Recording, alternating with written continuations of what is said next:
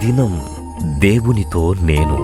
కుటుంబ వ్యవస్థలు, జీవన విలువలు అస్తవ్యస్తంగా మారుతున్న ఈ రోజుల్లో ప్రభువు దాసురాలు రెవరెండ్ డాక్టర్ జాయ్ చెరియన్ గారు దైవ దర్శనంతో ప్రభువు సన్నిధిలో కనిపెట్టి పొందిన 366 విభిన్న ధ్యానాంశములను ప్రతిదినం దేవునితో నేను అనే పుస్తక రూపంలో ప్రపంచానికి అందించారు.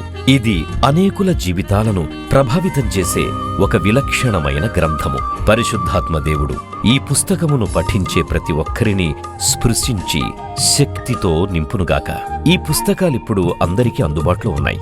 ఈ నూతన సంవత్సరంలో దీనిని మీరు ధ్యానించండి, మీ బంధుమిత్రులకు ఆత్మీయ బహుమతిగా అందించండి.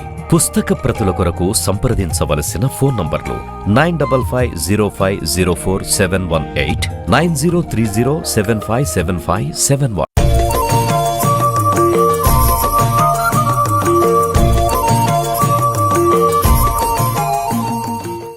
ఈరోజు చాలా ముఖ్యమైన ఉపమానం, అంటే వారి జీవితము క్రీస్తు అనే పునాది మీద కట్టబడాలని ఈరోజు మనం ధ్యానించబోతున్నాం.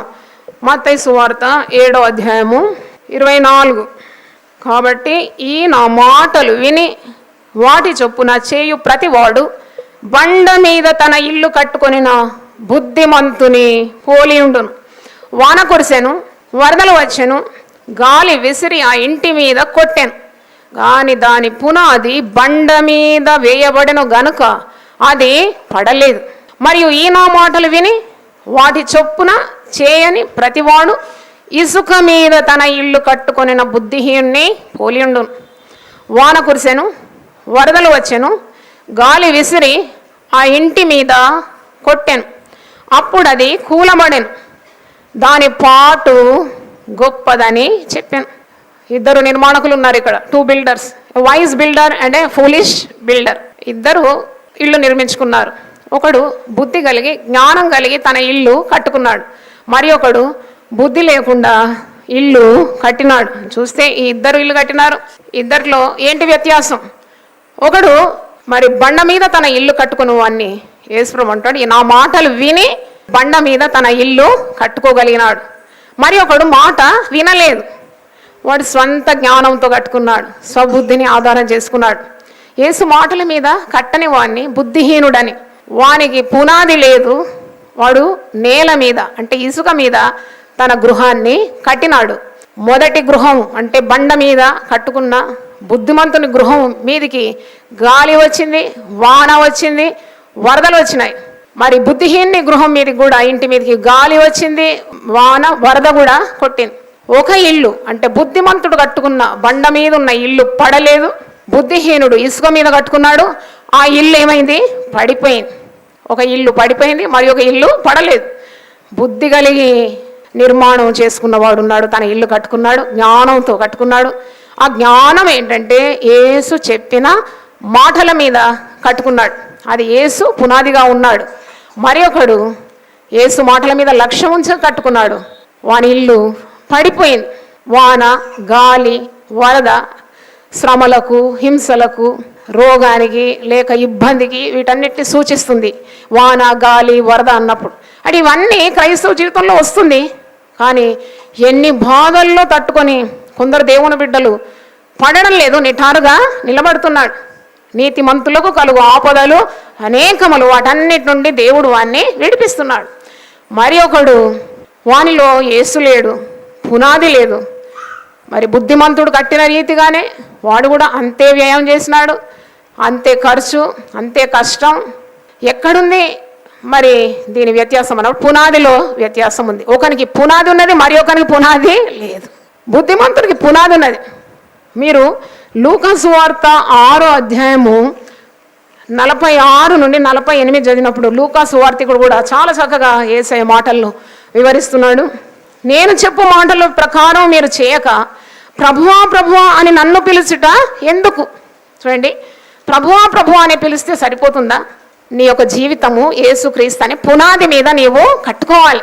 ప్రభువా ప్రభువా అని పిలుస్తున్నాడు అంటే ఇక్కడ బుద్ధి గల నిర్మాణకుడు, బుద్ధి లేని నిర్మాణకుడు, wise builder and foolish builder, వీంట్లో తారతమ్యం ఏంటి అన్నప్పుడు మరి నామకార్థ క్రైస్తవులను బుద్ధి లేని నిర్మాణకుడు, ఆ ఈ ఉపమానంలో నామకార్థ క్రైస్తవులు, పేరుకున్న క్రైస్తవులు, యేసు ప్రభుని గురించి లోతైన సత్యాలు ఏమీ తెలియదు, యేసు ప్రభుతో సహవాసం లేదు, యేసు ప్రభువులో ఆనందం లేదు, కేవలము మరి వారు పేరుకు మాత్రం నామినల్ క్రిస్టియన్స్ అంటారు కదా, యేసుతో వారికి బంధం ఏమీ లేదు.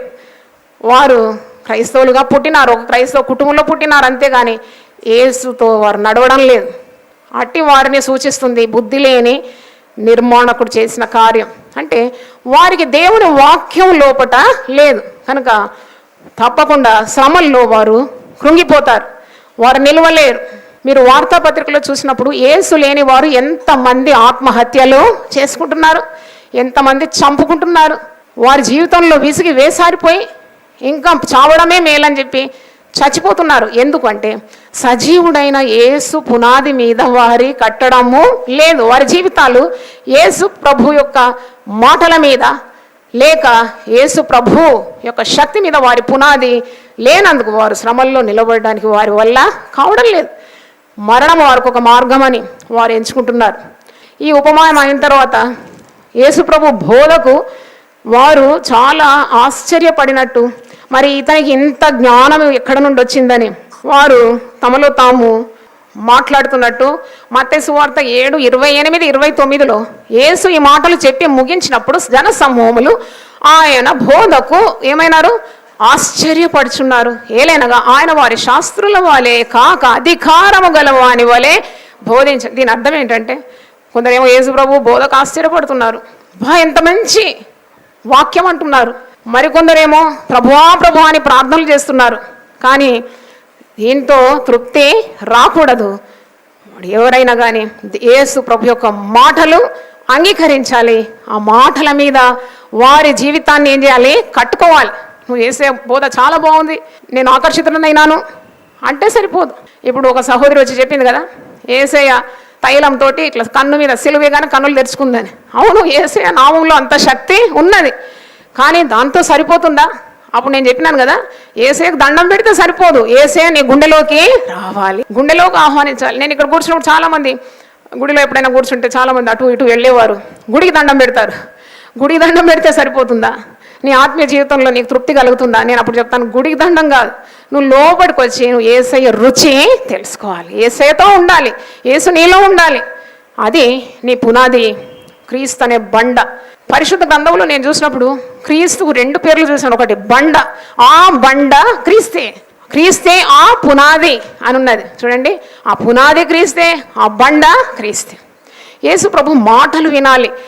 లూకా సువార్తికుడు అంటున్నాడు 6:47లో, నా యొద్దకు వచ్చి నా మాటలు విని వాటి చొప్పున చేయు ప్రతి వాడును ఎవని పోలి ఉండునో మీకు తెలియజేతును. నా యొద్దకు వచ్చి రావడం మాత్రం కాదు, నన్ను ఆరాధించడం మాత్రం కాదు, ఎవడైతే నా యొద్దకు వచ్చి నా మాటలు వినడం మాత్రం కాదు, వాటి చొప్పున చేయువాడు. హల్లెలూయా, గట్టిగా చెప్దామా? అందరు వింటారు. ఎంతమంది వింటారు? ఒక ప్రసంగం 1000 లక్షలు, టీవీలో అయితే లక్షల కొలది మంది వింటారు. వినడం మాత్రం కాదు, దేవుని వాక్యము విని దాని ప్రకారము చేయువాడు బండ మీద పునాది వేసుకొని వేసిన వాని పోలి ఉండును. వరద వచ్చి ప్రవాహము ఆ ఇంటి మీద వడిగా కొట్టినను అది బాగుగా కట్టబడినందున. ఎలా కట్టబడింది? అది బాగు. ఇది ఎవరి గృహం? బుద్ధిమంతుడు కట్టిన, జ్ఞానవంతుడు కట్టినాడు. అందుకే బండ మీద పునాది వేసుకున్నాడు అంటున్నాడు. యేసయ్య దగ్గరికి రావడం మాత్రం కాదు, యేసు మాటలు వినడం మాత్రం కాదు, దాన్ని గైకొనడం. అట్టివాడు బండ మీద పునాది వేసిన వాని పోలియుండును. వరద వచ్చి ప్రవాహం ఆ ఇంటి మీద వడిగా కొట్టాను. ఎలాగొచ్చినాయి శ్రమలు? చూడండి ఎలాగొచ్చినాయి, మెల్లగొచ్చినాయా? వరదలు ఎట్లా? వరద శ్రమలకు, హింసలకు, అవమానాలు, నిందలు, దూషణలు, ఇబ్బందులు, ఇరుకులు, రోగం, వీటన్నిటిని సూచిస్తుంది. వరదైనా, వానైనా, గాలైనా. గాలి అంటే నాకు అనిపిస్తుంది సాతాను శోధన. భక్తులను కూడా శోధిస్తుంది సాతాను, విశ్వాసులను శోధిస్తుంది. ఏర్పరచబడిన వారిని సైతం ఏం చేస్తుందట? అది పడగొట్టడానికి ప్రయత్నిస్తుందట. ఆ శోధన వచ్చినప్పుడు నిలబడడానికి క్రైస్తవునికి యేసు అనే పునాది మీద గృహం ఉండాలి. దేవునికి స్తోత్రం. బండ మీద పునాది వేసిన బుద్ధిమంతుడు అన్నప్పుడు యేసు ప్రభు యొక్క మాటల మీద తన జీవితాన్ని ఏం చేసినాడు? కట్టుకున్నాడు. వరద వచ్చింది, శ్రమలు వచ్చినాయి, బాధలు వచ్చినాయి, రోగం వచ్చింది, హింసలు వచ్చినాయి, సాతాను శోధనలు కొడుతున్నాయి, కానీ ఆ ఇల్లు పడలేదు. దేవునికి స్తోత్రం. ఆ ఇల్లు పడలేదంటే వారి ఆత్మీయ జీవితము పడలేదు. ఎందుకంటే శోధన వస్తుంది, నీకు శ్రమలు నీకు వస్తుంది. దేవుని బిడ్డలైనంత మాత్రానే శోధనలు రావా, శ్రమలు రావా? మనకు రాకుంటే శోధనలు ఎవరికి వస్తాయి? చెట్టుకు వస్తుందా, గుట్టకు వస్తుందా? నీకే వస్తుంది. యేసుప్రభు అన్నాడు, ఈ లోకంలో మీకు శ్రమ కలుగును, అయినను ధైర్యం తెచ్చుకొనుడి, నేను లోకమును జయించున్నాను. హల్లెలూయా. నేను లోకమును జయించున్నాను. ఆ జయశాలి నీ హృదయంలో, నా హృదయంలో ఉన్నప్పుడు మనం యేసులో ఉన్నాం. క్రీస్తునందున్న వారికి ఎల్లప్పుడూ జయం జయం జయం జయం. హల్లెలూయా. అందుకే ఇక్కడ అంటున్నాడు 49వ వచనం, అయితే నా మాటలు వినియు చేయని వాడు పునాది వేయక నేల మీద ఇల్లు కట్టిన వాడిని పోలి ఉండును. ప్రవాహం దాని మీద వడిగా కొట్టగానే అది కూలిపడాను, ఆ ఇంటి పాటు గొప్పదని చెప్పాను. 48వ వచనంలో చూసినప్పుడు బుద్ధిమంతుడు ఎలా పునాది వేసినాడో చూడండి. వాడు ఇల్లు కట్టవలనని ఉండి లోతుగా త్రవ్వి, ఉన్నతమైన కట్టడం, చాలా ఫ్లాట్స్ మీదకి రావాలంటే పునాది మీద వేస్తాడా? ఏం చేస్తారు? లోతుగా తవ్వుతారు. చాలా గట్టి పునాది మరి ఉంటేనే ఆ ఇల్లు నిలవగలదు. ఇక్కడ ఈ బుద్ధిమంతుడు ఇల్లు కట్టవలనని ఆలోచనతో ఎలా తవ్వినాడు? లోతుగా. అందుకే క్రీస్తును గురించిన కొన్ని మాటలతో తృప్తిపరచబడద్దు. సంపూర్ణం అవుటకు మనం ఏం చేయాలి? సాగిపోవాలి. అంటే you should have great knowledge of Jesus. యేసుని గురించిన ఇంకా లోతైన సత్యాలు నేర్చుకోవాలనే ఆశ, తపన నీకు ఉండాలి. ఎందుకంటే బుద్ధిమంతుడు పైన తవ్వలేదు, తన ఇల్లు రాతి మీద కట్టుకున్నాడు. పునాది ఎలా తవ్వుకున్నాడు? లోతుగా తవ్వుకున్నాడు. పునాది కట్టవలని నుండి లోతుగా త్రవ్వి ఎక్కడేసినాడు పునాది? బండ మీద పునాది వేసినాడు అని వీడు బుద్ధి లేని వాడు 49వ వచనంలో యేసు మాటలు విన్నాడంట, కానీ విని దాని ప్రకారము నడవలేదట. వాడు నేల మీద ఇల్లు కట్టిన బుద్ధిహీన్ని పోలి ఉన్నాడు. ప్రవాహం వచ్చింది, శ్రమలు వచ్చినాయి, నిందలు వచ్చినాయి, కృంగిపోయినాడు. వాడు ప్రాణం తీసేసుకున్నాడు. వాడు పతనమైపోయినాడు. లేవలేని పరిస్థితి వానికి ఏర్పడింది. ఎందుకంటే వానిలో జీవము లేదు, యేసు అనే జీవము లేదు, యేసు పునాది మీద కట్టబడలేదు. ఇది మనకు అర్థం కావాలి. దేవుని వాక్యం చాలామంది వింటారు కానీ దాని ప్రకారము వారి జీవితాలు చక్కబెట్టారు. కేవలం వినడం మాత్రం వింటారు కానీ దాన్ని వారు అవలంబించారు. దేవుని వాక్యం అట్టి వారిని గురించి యాకోబు పత్రికలో ఒక మాట, 1వ అధ్యాయము 21 నుండి చదువుతాను. అందుచేత సమస్త కల్మషమును విర్రవీగుచున్న దుష్టత్వమును మాని లోపల నాటబడి మీ ఆత్మలను రక్షించుటకు శక్తిగల వాక్యమును సాత్వికముతో అంగీకరించుడి. హల్లెలూయా. ఎవరైనా దేవుని సేవకులు, అభిషక్తులు శక్తిగల వాక్యం అందించినప్పుడు, వాక్యము 2 అంచెల ఖడ్గం కొన్నిసార్లు నీ హృదయంలో నుండి దూసుకొని పోతుంది. నీవు తప్పకుండా శక్తిగల వాక్యాన్ని మిక్కిలి సాత్వికంతో దాన్ని ఏం చేయాలి? అంగీకరించాలి. కొందరు బుద్ధిహీనులు, బుద్ధి లేని వారు ప్రసంగికుల మీద నేరం మోపుతారు, అభిషక్తుల మీద విరోధంగా మాట్లాడతారు. ఈరోజు చేసిన ప్రసంగం నా మీదనే విల్లు ఎక్కుపట్టి చేసిందని అంటారు. తప్పు. వారు ఆత్మతో నింపబడి వారు ఇచ్చే వాక్యాన్ని నీవు అంగీకరించాలి. వినుట మట్టుకు వినడం కాదు, విని నీ హృదయంలోకి సాత్వికమైన మనసుతో నువ్వు ఏం చేయాలి? అంగీకరించాలి. ఇక్కడ యాకోబు 1:22 చూడండి, మీరు వినువారు మాత్రమై ఉండి మిమ్మును మీరు మోసపుచ్చుకొనకుండా వాక్య ప్రకారము ప్రవర్తించు వారినై ఉండుడి. మిమ్మల్ని మీరు మోసపుచ్చుకోకండి అని అంటున్నాడు. ఇక్కడ బుద్ధిహీనుడు కూడా మోసపోయినాడు. వాడు అనుకున్నాడు బుద్ధిమంతునికి ఇల్లుంది, బుద్ధిహీనుడు కూడా ఇల్లున్నది, ఆయనకి ఇల్లుంది, అదే మెటీరియల్ నేను కూడా వాడినాను. ఎంత ఖర్చు పెట్టినాడో, 2 కోట్లు ఖర్చు పెట్టినాడు, నేను కూడా 2 కోట్లు ఖర్చు పెట్టినాను. కానీ ఇక్కడ వ్యత్యాసం ఉన్నది. బుద్ధిమంతుడు బండ మీద, దేవుని మాటల మీద, యేసు అనే పునాది మీద ఇల్లు కట్టుకున్నాడు. బుద్ధిహీనుడు యేసు మాటలు లక్ష్యం చేయలేదు, నేల మీద ఇల్లు కట్టినాడు. అది అందుకే వాక్యంలో మీరు వినువారు మాత్రమై ఉండి మిమ్మును మీరు మోసపుచ్చుకోకండి. ఇల్లు కట్టినా అని ఎంత సంతోషపడ్డాడో. గాలి వాన వరద రాగానే ఇల్లు కూలి భూమట్టసం అయిపోయింది. చూడండి, మోసపోయినాడు. అలాగూ మీరు మోసపోకూడదు. మీరు కేవలం మాత్రం వింటున్నారు. నేను వెళ్తున్నాను, ప్రతి కార్యక్రమానికి నేను మందిరానికి వెళ్తున్నారా అని మిమ్మల్ని మీరు మరి సముదాయించుకుంటున్నారు. ఒకవేళ విన్న వాక్యాన్ని మీ హృదయంలో నాటుకొనకుండా దాని ప్రకారం మీరు జీవించకుంటే మిమ్మల్ని మీరు మోసపుచ్చుకొను వారై ఉంటారు. వాక్యం విని వాక్య ప్రకారము ప్రవర్తించు వారునై ఉండుడి. వాక్య ప్రకారం బ్రతకాలని అందుకే అంటున్నాడు, ఈ నా మాటలు విని దాని ప్రకారము చేయువాడు బండ మీద తన ఇల్లు కట్టుకుంది. అంటే దేవుని మాటలు వినాలి. యేసు మాట నీ హృదయాన్ని మరి నీ జీవితానికి బాట అన్నమాట. అది నీకు మార్గం చూపుతుంది. ఇతడు నా ప్రియ కుమారుడు, ఇతని మాట మీరు వినండి. యేసు తల్లి అంటుంది, ఆయన మీతో చెప్పున్నది మీరు చేయుడి. చూడండి, నీళ్లు ద్రాక్షారసంగా మారిపోయి యేసు మాటలో ఉన్న శక్తి కనుక యేసు మాటను నీవు అంగీకరించాలి. 23వ వచనం చూడండి, ఎవడైనను వాక్యమును వినువాడయుండి దాని ప్రకారము ప్రవర్తింపని వాడైతే వాడు అద్దములో తన సహజ ముఖమును చూచుకున్న మనుషుని పోలి ఉన్నాడు. వాడు తను చూచుకొని అవతలికి పోయి ఎట్టి వాడో వెంటనే మర్చిపోను కదా. అయితే స్వాతంత్రమునిచ్చు సంపూర్ణమైన నియమంలో తేరి చూచి నిలకడగా ఉండువాడెవడో వాడు విని మరుచువాడు కాక క్రియను చేయువాడై ఉండి తన క్రియలో ధన్యుడగును. వాక్యము నీ జీవితానికి ఏం చేస్తుంది? అర్థం పడుతుంది. అందుకే దేవుని మాటలు వినాలను. వినడం మాత్రం కాదు, దాన్ని గైకొనాలి. లేకుంటే నువ్వు మర్చిపోతావు దేవుని వాక్యము. దానివల్ల నీకే ప్రయోజనం లేదు. వాక్యం విని ఆ క్రియలను చేస్తే నీవు ప్రతి దాంట్లో ధన్యుడు అవుతావని యాకోబు తన పత్రికలో రాస్తున్నాడు. లూకా సువార్త 11వ అధ్యాయము 27వ వచనం. ఆయన ఈ మాటలు చెప్పుచుండగా ఆ సమూహంలో ఉన్న ఒక స్త్రీ ఆయనను చూచి, నిన్ను మోసిన గర్భము నీవు కుడిచిన స్తనములను ధన్యములైనవని కేకలు వేసి కేకలు వేస్తుందట ఈ స్త్రీ. యేసు ప్రభు ఏమంటున్నాడు చూడండి, 28వ వచనం. ఆయన అవును గాని దేవుని వాక్యము విని దానిని గైకొనువాడు మరే ధన్యుడు. హల్లెలూయా. యేసును గురించి నువ్వు చెప్పడం కాదు, యేసును గురించి చదవడం కాదు, యేసు గొప్పవాడని నోటితో పలకడం మాత్రం కాదు. యేసు చెప్పిన మాట విని దాన్ని గైకొంటే అది ధన్యత. అప్పుడే నీవు బుద్ధిగల నిర్మాణకుడు.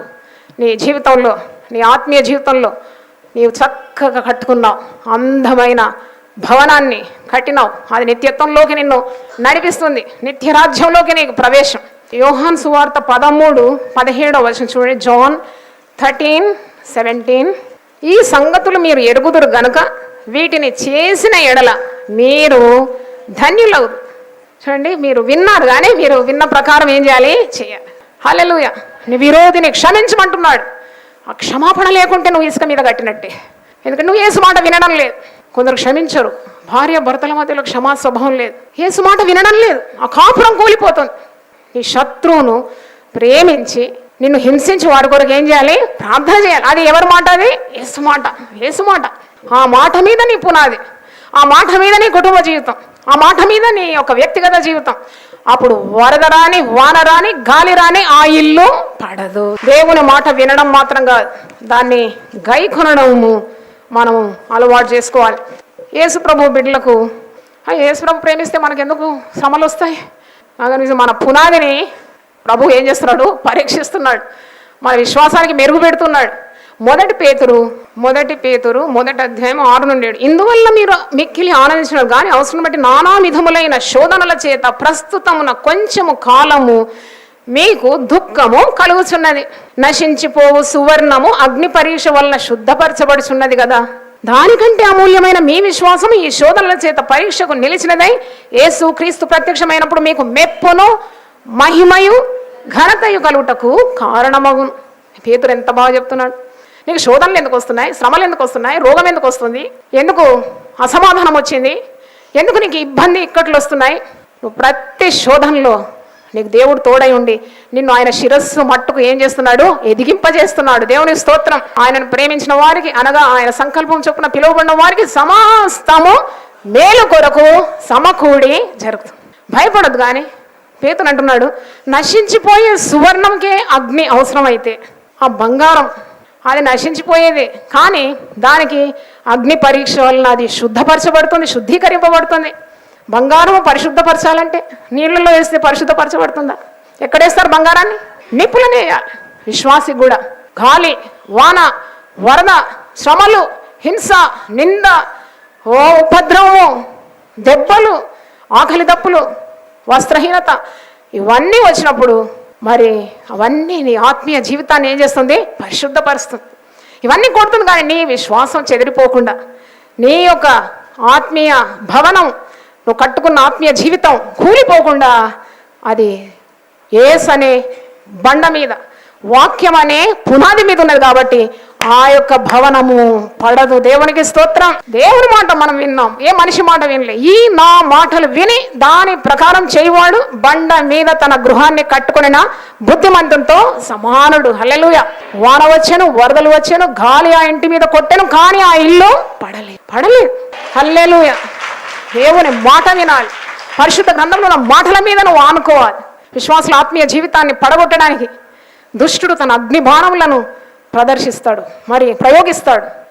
కానీ విశ్వాసి విశ్వాసం అనే డాలు పట్టుకొని దుష్టుని అగ్ని బాణములన్నిటిని ఏం చేస్తున్నాడు? చల్లారు చేస్తున్నాడు. ఎఫెసీయులకు రాసిన పత్రిక 6వ అధ్యాయము 16వ వచనం. ఇవన్నీ గాక విశ్వాసం అను డాలు పట్టుకొనుడి, దానితో మీరు దుష్టుని అగ్ని బాణములన్నిటినీ ఆర్పుటకు శక్తిమంతులగుదురు. హల్లెలూయా. చూడండి, ప్రభు ఎన్ని విధాలుగా మనతో ఈరోజు మాట్లాడుతున్నాడు. కొందరు ప్రభువా అంటున్నారు. నామకార్థమైన జీవితం. చూడండి, యేసు మాటలు వినకుంటే ఎంత ప్రమాదం. అందుకే ప్రభు అంటున్నాడు, ప్రభువా అని నన్ను పిలవడం కాదు, నా మాటలు మీరు గైకొనాలి. ఇవి నా మాటలు గైకుంటే తప్పకుండా బండ మీద పునాది వేసిన, బండ అనే పునాది మీద, లేక క్రీస్తు అనే పునాది మీద గృహం కట్టుకున్న బుద్ధిమంతునికి పోలి ఉంటారు. చూడండి, ఒక దగ్గర పునాది ఉంది, మరి ఒక దగ్గర బుద్ధిహీనం దగ్గర ఏమి లేదు. అంతున్నది, మన దగ్గర డబ్బు ఉన్నది, బిల్డింగ్ కట్టినాడు, సామర్థ్యం ఉన్నది, ప్లానింగ్ ఉన్నది, అంత బాగుంది, కానీ ఒకటి లేదు, పునాది లేదు, నేల మీద కట్టేసినాడంట. కానీ బుద్ధిమంతుడు లోతుగా త్రవ్వినాడంట, బండ మీద కట్టుకున్నాడు. బండ అంటే యేసయ్య, యేసు మాటలు. వాక్యంలో పరిశుద్ధ గ్రంథంలో చూసినప్పుడు ప్రభువా అనేవారు కొందరు, నామకార్థంగా ఆయనను వెంబడించేవారు కొందరు, ఆయన బోధకు విని ఆశ్చర్యపడిన వారు కొందరు ఆయనను ఎగతాళి చేసేవారు. ఇలా ఉన్నారు. కానీ మరొక ఆమె వచ్చి అంటుంది, ఎంత గొప్పవాడవు నీవు, నిన్ను కనిన తల్లి ఎంత ధన్యురాలు, నువ్వు కుడిచిన స్థలములు ఎంత ధన్యం. ఇవన్నీ చెప్తుంటే యేసయ్య ఏమంటున్నాడు? అవును, కానీ ఈ నా మాటలు విని దాన్ని గైకొను వారు మరీ ధన్యులు. హల్లెలూయా. దేవుడి వాక్యాన్ని దీవించును గాక. తలను వంచండి, ప్రార్థన చేసుకుందాం. ప్రభువా, నీ పరిశుద్ధ నామమునకు స్తోత్రం. చక్కగా విపులంగా వివరించి మాకు బోధించినావు. పరిశుద్ధాత్మ దేవ, ప్రతి ఒక్కరి కన్నులను తెరువమని అడుగుతున్నా. నీ ధర్మశాస్త్రంలోని ఆశ్చర్య కార్యములను చూడటకు మనోనేత్రములను వెలిగించినందుకు నీకు స్తోత్రం. ప్రతి వారిని నువ్వు వాక్యం చేత సంధించినావు అని నమ్ముతున్నాను. దాన్ని ఒక మారు మనసు దయచేయండి. చాలా ఇక లోకం మీద ఆశ, ఈ లోక నటన, ఈ నేత్రాశ, జీవపు డంబము, ఈ ఇచ్చలు ఇవన్నీ కూడా గతించిపోతుంది. కానీ దేవుని వాక్యము గైకొనువాడు నిత్యము నిలుస్తాడని పరిశుద్ధ గ్రంథం మాకు బోధిస్తుంది. ప్రభువా, బుద్ధిమంతుని వలె, బుద్ధిగల నిర్మాణకుని వలె మేము మా జీవితాలు, ఆత్మీయ జీవితాలు కట్టుకోవడానికి మీరు సహాయం దయచేయమని. బుద్ధి లేని నిర్మాణకుడు మరి ఇసుక మీద పునాది వేసుకొని నష్టపోయినాడు, మోసపోయినాడు, నాశనం అనుభవించినాడు. అలాగ మా జీవితాలు కాకుండా యేసు మాట వినడానికి సహాయం దయచి, నీ మాట శ్రద్ధగా వినడం మాత్రం కాదు, దాన్ని గైకొని దాని ప్రకారము మేము జీవించడానికి మాకందరికి మీరు కృప చూపమని యేసు నామములో అడుగుతున్నాను తండ్రి, ఆమేన్. దేవుడు మనల్ని సమృద్ధిగా ఆశీర్వదించును గాక. ఈ దినం దేవునితో నేను. కుటుంబ వ్యవస్థలు, జీవన విలువలు అస్తవ్యస్తంగా మారుతున్న ఈ రోజుల్లో ప్రభువు దాసురాలు రెవరెండ్ డాక్టర్ జాయ్ చెరియన్ గారు దైవ దర్శనంతో ప్రభువు సన్నిధిలో కనిపెట్టి పొందిన 366 విభిన్న ధ్యానాంశములను ప్రతిదినం దేవునితో నేను అనే పుస్తక రూపంలో ప్రపంచానికి అందించారు. ఇది అనేకుల జీవితాలను ప్రభావితం చేసే ఒక విలక్షణమైన గ్రంథము. పరిశుద్ధాత్మ దేవుడు ఈ పుస్తకమును పఠించే ప్రతి ఒక్కరిని స్పృశించి శక్తితో నింపునుగాక. ఈ పుస్తకాలిప్పుడు అందరికీ అందుబాటులో ఉన్నాయి.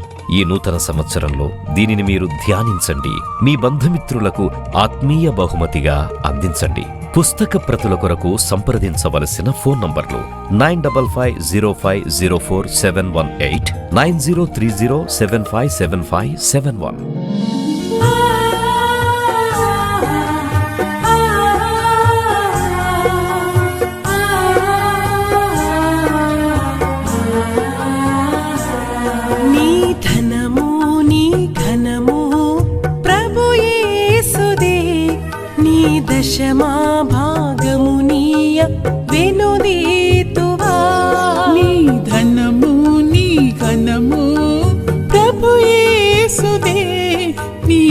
దశమా భాగమునీయ వెనుదీతువా ధరలోన ధనధాన్యములనీయగా కరుణించి కాపాడి రక్షింపగా ధరలోన ధనధాన్యములనీయగా కరుణించి కాపాడి రక్షింపగా పరలోకనాదుండు నీకీయగా మరి యేసు కొరకీయ వెనుదీతువా పరలోకనాథుండు నీకీయగా మరి యేసు కొరకీయ వినుదీతువా నీ ధనము నీ ఘనము ప్రభు యేసుదే నీ దశమా భాగమునీయ